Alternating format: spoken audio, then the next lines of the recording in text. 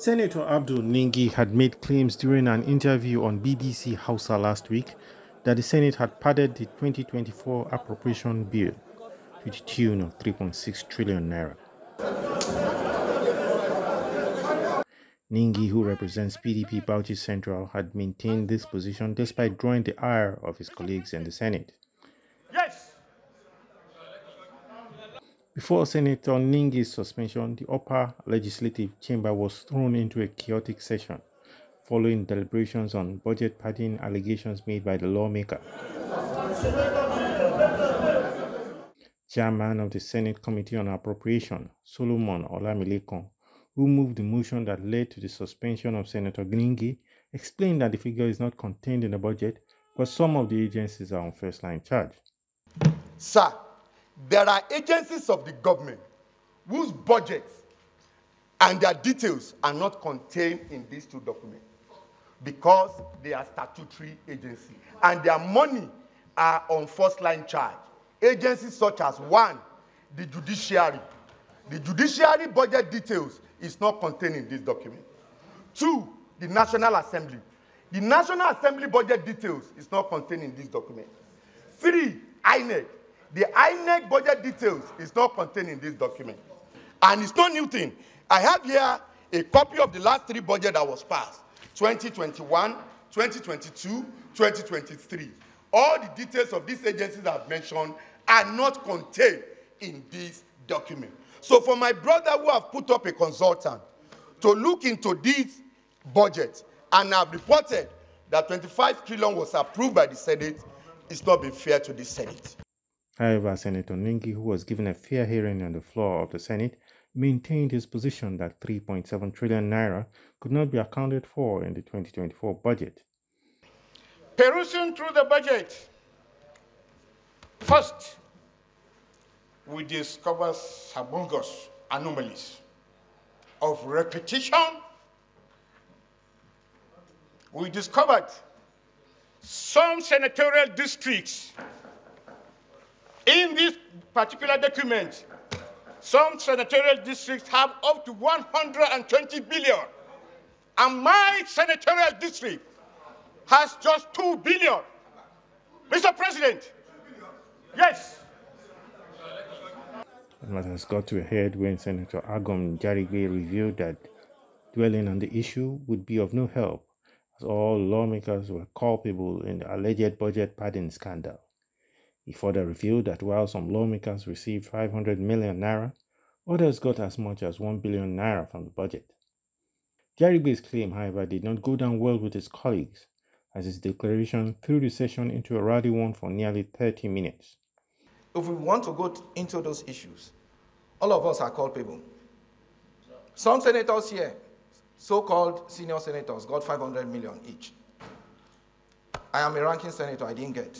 Did I go to the press? Most of you got.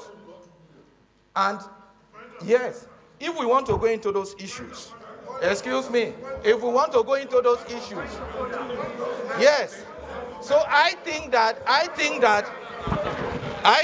Senator Ningi.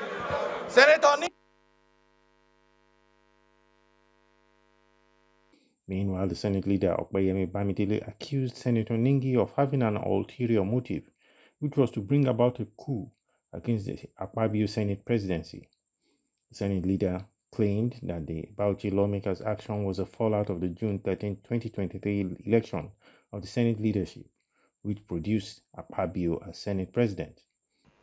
I am telling you, sir, and I want Nigerians to know, I say it for history. The last time the people of South that you represent had a chance to be Senate president was over 40 years ago. The last time the entire people of the South had a chance to be Senate president was during Obasanjo regime, when he went to the Southeast. 5 people were elected because they were impeached in quick succession. But as soon as he left the South, we had peace and stability again because we will always cooperate. David Mark spent 8 years. Senator Ahmad Lawal spent 4 years, peaceful 4 years. Saraki, even with all he did, spent 4 years, he was not impeached. It is about Akpabio.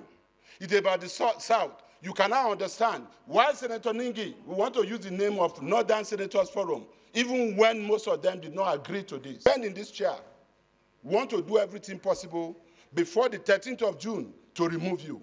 A member of the Appropriation Committee in the Senate, Jimoh Ibrahim, first moved a motion for Ningi's suspension for 12 months over allegations of criminal misinformation and breach of peace in the National Assembly and the country by extension.